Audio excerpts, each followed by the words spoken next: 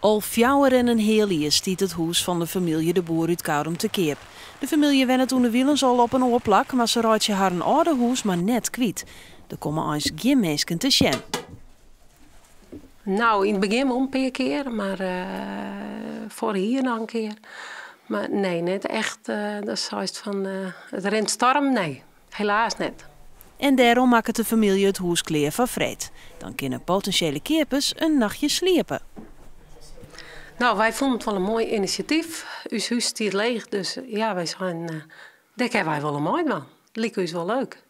En misschien, ja, wie weet, iedereen die er een nachtje in wil en die zei van, dit is wel wat. En ja. De Huizennacht is een initiatief van een grote verzekerder.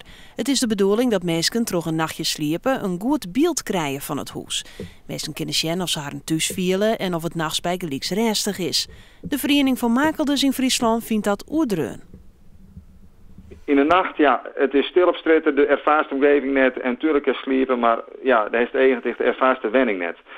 Het is toch een oorzien huis, een oorzien gewot. En ik geloof net dat dat de manier is om kennis te maken met die nieuwe wenning. De mensen die denken dat ze vergezen een nachtje uit van huis kunnen had mis, net elke niet in kan komen. De makelaar die had een reglement kregen met alle voorwaarden erop. Dus niet iedereen kan je samen in.